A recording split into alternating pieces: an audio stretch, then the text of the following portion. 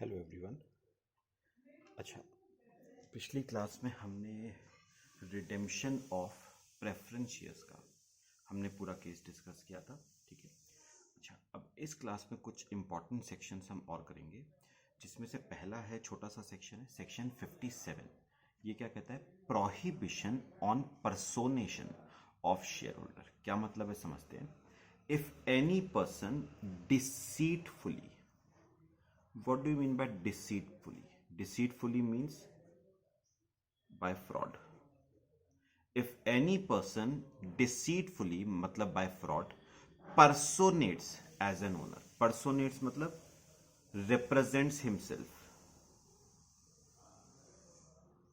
Represents himself as an owner of a security. तो मेरे को बताओ, कोई पर्सन बाय फ्रॉड अपने आप को रिप्रेजेंट कर रहा है as an owner of a security. मतलब मैं अपने आप को रिप्रेजेंट कर रहा हूं as a owner of a security, although I am not the owner of a security, and thereby obtains और attempts to obtain any security. तो मेरे को एक बात बताओ, कोई पर्सन फ्रॉडुलेंटली अपने आप को रिप्रेजेंट कर रहा है कि वो किसी कंपनी की किसी सिक्योरिटी का क्या है, ओनर, और कंपनी की सिक्योरिटी को ऑब्टेन करने की कोशिश कर रहा है, या फिर रिसीव्स और attempts to receive any money due to the owner. अब सुनो, यहां पर देखो, मिस्टर ए के पास कंपनी के 1000 शेयर्स हैं। मिस्टर बी, अब सुनो, mister B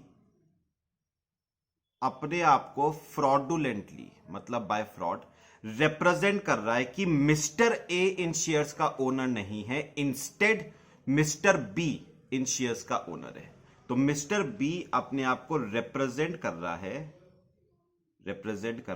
as owner of these 1000 shares. ठीक है। अच्छा, अब वो क्या कहता है, एंड देयर बाय ऑब्टेन्स और attempts to obtain any security, और वो इस सिक्योरिटी को फ्रॉडुलेंटली ऑब्टेन करने की कोशिश कर रहा है, या इस सिक्योरिटी के बदले पैसा लेने की कोशिश कर रहा है। कायदे में वो पैसा मिलना किसको चाहिए था? अब इमेजिन करो, मिस्टर बी मिस्टर सी के साथ कॉन्ट्रैक्ट में एंटर होता है। किस चीज के कॉन्ट्रैक्ट में? For sale of these 1000 shares. तो मुझे बताओ, कायदे में 1000 शेयर्स को बेच के जो पैसा आना चाहिए था, वो कायदे में किसको बिलोंग करता है? मिस्टर ए को। लेकिन मिस्टर बी फ्रॉड करके अपने आप को रिप्रेजेंट कर रहा है कि मिस्टर ए ओनर नहीं है इन 1000 शेयर्स का, वो रिप्रेजेंट कर रहा है कि वो इन 1000 शेयर्स का क्या है, ओनर है। और मिस्टर सी से वो इन 1000 शेयर्स के बदले पैसा लेने की कोशिश कर रहा है। कायदे में वो पैसा मिलना किसको चाहिए था? मिस्टर ए को, जो बाय फ्रॉड ले कौन रहा है? Mister B. तो उन्होंने कहा, अगर आपने अपने आप को फ्रॉडुलेंटली रिप्रेजेंट किया as an owner of a security, ठीक है, और सिक्योरिटी ऑब्टेन करने की कोशिश करी, या उस सिक्योरिटी के बदले पैसा ऑब्टेन करने की कोशिश करी, तो आपके ऊपर सेक्शन 57 लगेगा। और पनिशमेंट क्या है? फाइन लगेगा, मिनिमम 1 लाख का, मैक्सिमम 5 लाख तक जा सकता है। इंप्रिजनमेंट भी हो सकती है आपको, मिनिमम 1 साल और मैक्सिमम 3 साल। ठीक है। तो ये आपका सेक्शन 57 छोटा सा है। अब एक इंपॉर्टेंट सेक्शन आपको करा रहा हूं, सेक्शन 61। क्या कहता है जरा देखना। Alteration of capital clause of memorandum of association. अब मेरी बात जरा सुनना, बहुत छोटी छोटी बात है। देखो, पता है, मैं आपको एक बात बताऊं, अगर आपको याद हो chapter 2 incorporation of a company, उसमें हमने alteration of memorandum of association पढ़ा था। उसमें हमने टोटल 4 क्लॉजेज में ऑल्ट्रेशन पढ़ा था। कौन कौन से 4 में? नेम क्लॉज का ऑल्ट्रेशन हमने पढ़ा था, सिचुएशन क्लॉज का ऑल्ट्रेशन हमने पढ़ा था, ऑब्जेक्ट क्लॉज का ऑल्ट्रेशन हमने पढ़ा था, और लायबिलिटी क्लॉज का ऑल्ट्रेशन हमने पढ़ा था। अब सेक्शन 61 स्पेसिफिकली किस क्लॉज का ऑल्टरेशन कवर करता है? कैपिटल क्लॉज का ऑल्टरेशन कवर करता है सेक्शन 61। अच्छा, section 61 is applicable to all companies having share capital, यानी शेयर कैपिटल होना जरूरी है, तभी तो कैपिटल क्लॉज ऑल्टर करोगे। अब मेरी बात बहुत ध्यान से सुनना, किस तरह के ऑल्टरेशंस आप कर सकते हो, मैं आपको ना ये बाय एग्जांपल बताऊंगा, तो ध्यान से मेरी बात सुनिए। पहला कौन सा है? Increase in authorised capital of the company. देखो साथ साथ मेरे ना ये एग्जांपल्स नोट करना, लिखो heading, increase in authorised capital of company. Increase in authorised capital of company, heading लिख लो जरा, increase in authorised capital of the company. देखो एग्जांपल, अज्यूम करो एक कंपनी है ए लिमिटेड, जिसकी ऑथराइज्ड कैपिटल है 1 lakh shares at the rate of ₹10 each. ठीक है, इसका मतलब क्या हुआ? ऑथराइज्ड कैपिटल का मतलब कंपनी मैक्सिमम 1 लाख शेयर्स क्या कर सकती है? इशू। और कंपनी ने इशू कर भी कितने रखे हैं? पूरे 1 लाख शेयर्स कंपनी ने क्या कर रखे हैं? इशू। अब सुनो, अब कंपनी एडिशनल शेयर्स इशू करना चाहती है, 50,000 शेयर्स कंपनी इशू करना चाहती है, और कर ही नहीं सकती। क्यों नहीं कर सकती? मुझे एक बात बताओ। मैक्सिमम कैपिटल जो आप इशू कर सकते थे वो थी 1 लाख, और कर चुके भी कितनी हो? 1 लाख। तो आप एडिशनल कैपिटल इशू नहीं कर सकते। अच्छा, अगर मुझे बताओ, अगर आपको एडिशनल 50,000 शेयर्स इशू करने हैं, कर सकते हो, लेकिन उससे पहले ना एक काम आपको करना पड़ेगा। कौन सा काम? आपको ये ऑथराइज्ड कैपिटल पहले क्या करनी पड़ेगी? इंक्रीज। तो 1 लाख की ऑथराइज्ड कैपिटल थी, मुझे करनी पड़ेगी 1,50,000 shares at the rate of ₹10 each. अब मैं अगर इश्यू करना चाहूं 50,000 शेयर्स तो मैं कर सकता हूं, यानी याद रखना, issued capital can never exceed authorised capital. तो अगर मैं इश्यू ज्यादा करना चाहता हूं तो मुझे पहले ऑथराइज्ड कैपिटल को बढ़ाना पड़ेगा, तब मैं एडिशनल शेयर्स क्या कर पाऊंगा? इशू। इसे हम क्या कहते हैं? ये जो इंक्रीज हम कर रहे हैं ऑथराइज कैपिटल में, इसे हम कहते हैं ऑल्टरेशन ऑफ कैपिटल। क्या नाम देंगे इसे? Alteration of capital. ठीक है, ये पहला तरीका है ऑल्टरेशन का। अच्छा, सेकंड तरीका पढ़ो, अपने नोट्स पढ़ो साथ साथ मेरे। Consolidate and divide it's shares into shares of larger amount. देखो हेडिंग लिखेंगे कंसोलिडेशन। क्या होता है? बहुत सिंपल, बहुत सिंपल। अच्छा, कंपनी की जो करंट कैपिटल है ना, करंट कैपिटल वो है 1 lakh shares at the rate of ₹10 each, 10 lakh के। ठीक है, अब कंपनी क्या करना चाहती है? कंपनी अपने शेयर के प्राइस को, नॉमिनल वैल्यू को बढ़ाना चाहती है। तो कंपनी क्या कर रही है? 10 रुपए के नॉमिनल वैल्यू के शेयर को बढ़ा के कर रही है 100 रुपए। लेकिन कंपनी अमाउंट ऑफ कैपिटल में चेंज नहीं करना चाहती। मतलब कैपिटल पहले भी 10 थी, कैपिटल अब भी क्या है? 10। मैं दोबारा बोल रहा हूं, ये काम आएगा आपको। कंपनी कैपिटल रिड्यूस नहीं करना चाहती है, कंपनी सिर्फ कैपिटल को ऑल्टर करना चाहती है। ऑल्ट्रेशन और रिडक्शन ऑफ कैपिटल में डिफरेंस है। रिडक्शन ऑफ कैपिटल हम पढ़ेंगे सेक्शन 66 में, हम रिडक्शन ऑफ कैपिटल पढ़ेंगे। फिलहाल हम सेक्शन 61 में क्या पढ़ रहे हैं? ऑल्ट्रेशन। कंपनी सिर्फ कैपिटल को ऑल्टर करना चाहती है। अब सुनो, कंपनी क्या कर रही है? 10 रुपए के शेयर को बढ़ा के कर रही है 100 रुपए।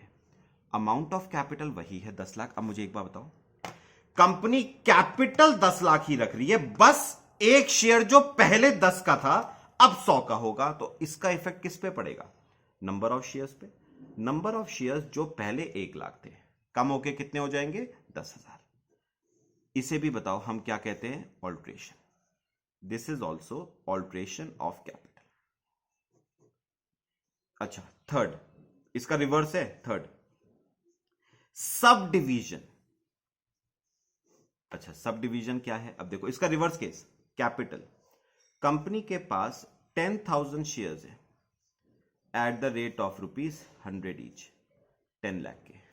अब कंपनी क्या करना चाहती है, 100 रुपए की नॉमिनल वैल्यू को रिड्यूस करके 10 रुपए करना चाहती है, और अमाउंट ऑफ कैपिटल में चेंज नहीं करना चाहती। अमाउंट पहले भी 10 लाख थी, अमाउंट अब भी कितनी है, 10 लाख। याद रखना, कैपिटल में चेंज नहीं होगा, सिर्फ कैपिटल ऑल्टर होगी। तो 100 रुपए का शेयर कन्वर्ट करके, 100 रुपए का शेयर कन्वर्ट करके कितने का कर दिया, 10 रुपए का। इसका इफेक्ट सीधे किस पे पड़ेगा, नंबर ऑफ शेयर्स पे। जो नंबर ऑफ शेयर्स पहले 10,000 थे वो बढ़ के कितने हो जाएंगे, 1 लाख। तो इसे भी हम क्या कहते हैं, ऑल्ट्रेशन ऑफ कैपिटल। ठीक है। अच्छा, फोर्थ आता है, फोर्थ पढ़ो जरा, अपने नोट्स में पढ़ो। फोर्थ आता है, convert it's fully paid shares into stock. Conversion into stock, conversion into stock. अब ये क्या हुआ, मेरी एक बात सुनो, मैं ये ना आगे अगला टॉपिक मेरा यही है सेक्शन 61 में ही, स्टॉक के बारे में। फिलहाल मैं आपको एक बात बताऊं, जो शेयर्स होते हैं ना, सुनो, एक तरफ शेयर्स होते हैं और एक तरफ स्टॉक होता है। What is the difference between shares and stock? Collection of many shares is known as stock. तो जब हम काफी सारे शेयर्स को ग्रुप में डालते हैं तो उस ग्रुप को हम क्या नाम देते हैं, स्टॉक। तो मुझे एक बात बताओ, कंपनी के पास 1 लाख शेयर्स थे at the rate of ₹10 each, मतलब कितने रुपए की कैपिटल थी, 10 लाख रुपए की कैपिटल थी। कंपनी ने शेयर्स को कन्वर्ट कर दिया इनटू स्टॉक। तो अब कंपनी ये नहीं बोलेगी कि कंपनी के पास 1 लाख शेयर्स है at the rate of ₹10 each. अब कंपनी ये बोलेगी कि कंपनी के पास 10 लाख के शेयर्स का क्या है, स्टॉक है। तो collection of many shares is known as stock. तो मेरी बात सुनो, कंपनी के पास 1 लाख शेयर हैं 10 के हिसाब से। तो अब कंपनी ये नहीं बोलेगी कि कंपनी के पास 1 लाख शेयर्स हैं 10 के हिसाब से। इंस्टेड कंपनी ये बोलेगी कि कंपनी के पास 10 लाख रुपए के शेयर्स का क्या है, स्टॉक। तो this conversion amounts to alteration. इसे भी क्या नाम देते हैं, ऑल्ट्रेशन। ठीक है। और इसमें फिफ्थ पॉइंट हमारा आता है, कैंसल शेयर्स। फिफ्थ पॉइंट हमारा इसमें आएगा, कैंसल शेयर्स। बहुत सिंपल है ये भी, सुनो। ऑथराइज्ड कैपिटल देखो, ऑथराइज्ड कैपिटल 1 लाख शेयर्स है at the rate of ₹10 each. Authorised capital है 1 लाख शेयर्स ऑफ ₹10 ईच। ठीक है। अब सुनो, कंपनी ने इशू करे, इशूड कैपिटल, पूरे 1 लाख शेयर्स कंपनी ने पब्लिक को क्या कर दिए, इशू। लेकिन पब्लिक ने सब्सक्राइब, खरीदे सिर्फ कितने, 90,000 शेयर्स पब्लिक ने क्या करे, परचेज। अब सुनो, कंपनी ने इशू करे थे 1 लाख, जिसमें से पब्लिक ने सिर्फ 90 खरीदे। तो कितने पब्लिक ने नहीं खरीदे, अनइश्यूड कैपिटल कितनी हो गई, 10,000 शेयर्स अनइश्यूड, या आप कह लो, सॉरी, अनसब्सक्राइब्ड, अनइश्यूड नहीं, अनसब्सक्राइब्ड। ये वो शेयर्स हैं जो पब्लिक ने सब्सक्राइब नहीं करे। अब कंपनी चाहे तो इन शेयर्स को, बताओ क्या कर सकती है, कैंसिल कर सकती है। तो this cancellation also amounts to alteration. तो मुझे बताओ, ऑल्ट्रेशन करने के टोटल, पहले बताओ कितने तरीके हैं। ऑल्ट्रेशन करने के टोटल 5 तरीके हैं। 5 कौन कौन से, सुनो, 5 कौन कौन से। पहला, ऑथराइज्ड कैपिटल को क्या कर दे, इंक्रीज कर दे। दूसरा, नॉमिनल वैल्यू को बढ़ा दे, consolidate and divide it shares into shares of larger amount, मतलब नॉमिनल वैल्यू को बढ़ा दे, subdivide it shares into shares of smaller amount, मतलब नॉमिनल वैल्यू को घटा दे, शेयर्स को कन्वर्ट कर दे किसमें, स्टॉक में, या फिर जो अनसब्सक्राइब्ड शेयर्स हैं उनको क्या कर दे, कैंसिल। तो ये 5 तरीके हैं जिससे ऑल्ट्रेशन हो सकता है। अच्छा, सेक्शन 61 क्या कहता है? सेक्शन 61 कहता है ऑल्ट्रेशन तभी हो सकता है when it is authorised bye articles of association. आपको क्या पास करना पड़ेगा, ऑर्डिनरी रेजोल्यूशन, और ऑल्ट्रेशन का एक नोटिस आरओसी को देना पड़ेगा 30 दिनों के अंदर अंदर, along with a copy of altered memorandum of association. तो आरओसी को इस बात की जानकारी देनी पड़ेगी 30 दिनों के अंदर अंदर, साथ में ऑल्टर्ड मेमोरेंडम ऑफ एसोसिएशन की एक कॉपी भी फाइल करनी पड़ेगी आपको। तो ये आपका सेक्शन 61, ठीक है। अच्छा, अभी ना सेक्शन 61 में ही हमारा एक पॉइंट हमें और पढ़ना है। अभी सिंपल सा है, स्टॉक। What is stock? थोड़ा सा तो मैंने अभी बताया आपको। स्टॉक मींस, ये देखो, stock means bundle of shares, मतलब शेयर्स का एक group is known as stock. Shares का एक bundle is known as stock, expressed in lump sum. तो मैंने आपको एक बार बताई थी ना, अभी मेरे पास 1 लाख शेयर्स हैं कंपनी के at the rate of ₹10 each. Company ने शेयर्स को कन्वर्ट कर दिया स्टॉक में। तो अब आप ये नहीं बोलोगे कि मेरे पास 1 लाख शेयर्स हैं at the rate of ₹10 each. अब आप ये बोलोगे मेरे पास 10 लाख रुपए के शेयर्स का क्या है, स्टॉक। तो collection of shares is known as stock. It means aggregate of fully paid shares of a member merged into one fund। तो जब एक मेंबर के सारे शेयर्स को हम एक फंड में डाल देते हैं तो उस फंड को हम क्या नाम दे रहे हैं, स्टॉक दे रहे हैं। अच्छा, अब ये सुनना काम की बात है। Company can not make original issue of stock. Important बात आती है, एक बात याद रखना, कंपनी ना जब ओरिजिनली इश्यू करती है, कंपनी जब ओरिजिनल इशू करती है तो कंपनी ओरिजिनली स्टॉक इशू नहीं कर सकती है। मतलब कंपनी को ओरिजिनली तो शेयर्स ही इशू करने पड़ेंगे।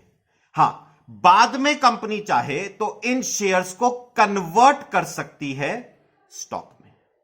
यानी ध्यान रखना, कंपनी मेंबर को स्टॉक इशू नहीं कर सकती है। पहले शेयर्स इशू करे, बाद में शेयर्स को किसमें कन्वर्ट कर दे, स्टॉक में। कन्वर्ट करने का प्रोसीजर वही है जो ऑल्ट्रेशन का प्रोसीजर था। क्या?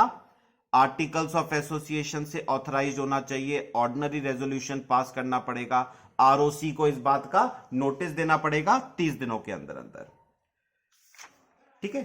फिर क्या कह रहा है वो, इफेक्ट ऑफ कन्वर्जन की वजह से होगा क्या, register of members shall show amount of stock instead of number of shares. पता है, कंपनी के पास जो मेंबर्स का रजिस्टर होता है ना, उस रजिस्टर ऑफ मेंबर्स में कंपनी ने पहले क्या दिखा रखे थे कि इस देखो, ये है रजिस्टर ऑफ मेंबर्स, सुनो, उसमें दिखा रखा था कंपनी ने, ये देखो ये रजिस्टर है, कंपनी ने दिखा रखा था कि एक मेंबर है मिस्टर ए, उसके पास कंपनी के 1 लाख शेयर हैं at the rate of ₹10 each. ये पहले दिखा रखा था। अब कंपनी क्या करेगी, इस रजिस्टर ऑफ मेंबर्स को चेंज करेगी और उसमें लिखेगी एक पर्सन मिस्टर ए है जिसके पास 10 लाख रुपए के शेयर्स का क्या है, स्टॉक। तो रजिस्टर ऑफ मेंबर्स जो पहले दिखाता था कि मिस्टर ए के पास 1 लाख शेयर्स हैं at the rate of ₹10 each, अब वो रजिस्टर ऑफ मेंबर्स ये शो करेगा कि मिस्टर ए के पास 10 लाख रुपए के शेयर्स का क्या है, स्टॉक है। अच्छा, rights of members shall remain same. याद रखना, शेयर्स को स्टॉक में कन्वर्ट करने की वजह से मेंबर्स के राइट पे कोई इफेक्ट नहीं पड़ता है। Rights, liabilities, limitations, restrictions, provisions सब सेम रहेंगे जो नॉर्मली होते हैं। अच्छा, transfer of stock, same way as transfer of shares except stock can be transferred in fractions. मेरी एक बात सुनना, क्या हम स्टॉक ट्रांसफर कर सकते हैं जैसे शेयर्स ट्रांसफर करते हैं? बिल्कुल। जैसे ट्रांसफर ऑफ शेयर्स होता है वैसे ही ट्रांसफर ऑफ स्टॉक होगा, एक्सेप्ट एक डिफरेंस है, stock can be transferred in fractions. अब मेरी एक बात सुनो, याद रखना, फ्रैक्शनल शेयर्स इशू, ट्रांसफर, या मैं बोलूं फ्रैक्शनल शेयर्स ट्रांसफर नहीं हो सकते। मतलब अगर मैं एक शेयर का 75% ट्रांसफर करना चाहूं, एक शेयर का 75% ट्रांसफर करना चाहूं, या आधा शेयर ट्रांसफर करना चाहूं, या 1/3 शेयर ट्रांसफर करना चाहूं, तो क्या मैं कर सकता हूं? मैं नहीं कर सकता। लेकिन फ्रैक्शनल स्टॉक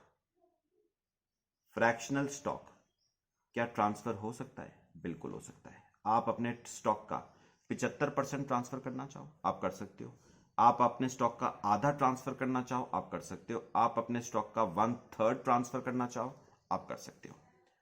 अच्छा, फिर आता है 5th point, reconversion of stock into shares. अच्छा, उन्होंने कहा शेयर्स को स्टॉक में कन्वर्ट करने का जो प्रोसीजर था वही सेम प्रोसीजर स्टॉक को दोबारा से शेयर्स में कन्वर्ट करने का प्रोसीजर होगा। मतलब मुझे एक बताओ, जब आपने शेयर्स को किस में कन्वर्ट किया था? स्टॉक में, तो क्या क्या पास किया था? आर्टिकल्स ऑफ एसोसिएशन से ऑथराइज होना चाहिए, ऑर्डिनरी रेजोल्यूशन और आरओसी को नोटिस देना पड़ेगा। अब स्टॉक से जब आप शेयर्स में दोबारा से कन्वर्ट करोगे तो सेम यही 3 चीजें हैं। आर्टिकल्स ऑफ एसोसिएशन से ऑथराइज होना चाहिए, ऑर्डिनरी रेजोल्यूशन पास करना पड़ेगा और आरओसी को इस बात का इंटीमेशन देना पड़ेगा 30 दिनों के अंदर अंदर। ठीक है, और लास्ट टॉपिक जो हम इसमें करेंगे वो है शेयर्स और स्टॉक में डिफरेंस। सुनो, शेयर्स क्या होता है? A share represents the smallest unit into which capital of the company is divided. और stock क्या होता है? Bundle of shares is known as stock. Collection of shares is known as stock. Group of shares is known as stock. क्या मैं shares originally issue कर सकता हूं? बिल्कुल। क्या स्टॉक ओरिजिनली इश्यू हो सकता है? स्टॉक ओरिजिनली इश्यू नहीं हो सकता है। ओरिजिनली आपको शेयर्स ही इश्यू करने पड़ेंगे। हां, बाद में आप चाहो तो शेयर्स को किस में कन्वर्ट कर सकते हो? स्टॉक में कन्वर्ट कर सकते हो। Paid up value, shares partly paid भी हो सकते हैं और फुली पेड अप भी हो सकते हैं, जबकि स्टॉक हमेशा फुली पेड अप ही होता है। नॉमिनल वैल्यू, शेयर की नॉमिनल वैल्यू होती है, स्टॉक की कोई नॉमिनल वैल्यू नहीं होती है। फ्रैक्शनल ट्रांसफर अभी बताया, शेयर्स फ्रैक्शनली ट्रांसफर नहीं हो सकते, स्टॉक फ्रैक्शनल ट्रांसफर हो सकता है। ऑथराइजेशन, सुनो, ऑथराइजेशन शेयर्स को इश्यू करने के लिए, सुना, शेयर्स को इश्यू करने के लिए आर्टिकल्स में कोई ऑथराइजेशन की जरूरत नहीं है। शेयर्स को इश्यू करने के लिए आर्टिकल्स में ऑथराइजेशन की जरूरत नहीं है। लेकिन अगर शेयर्स को कन्वर्ट करना चाहते हो स्टॉक में तो आपको आर्टिकल्स ऑफ एसोसिएशन का ऑथराइजेशन चाहिए। और अगर स्टॉक को फिर से कन्वर्ट करना चाहते हो शेयर्स में, तब भी आर्टिकल्स ऑफ एसोसिएशन का ऑथराइजेशन आपको चाहिए। ठीक है, तो ये बेसिक से 2 चीजें थी, स्टॉक का मीनिंग और शेयर्स और स्टॉक में डिफरेंस। इंपॉर्टेंट लिख लेना, आ जाता है ये डिफरेंस। ठीक है, चलो बाकी हम नेक्स्ट लेक्चर में कवर करेंगे। Thank you.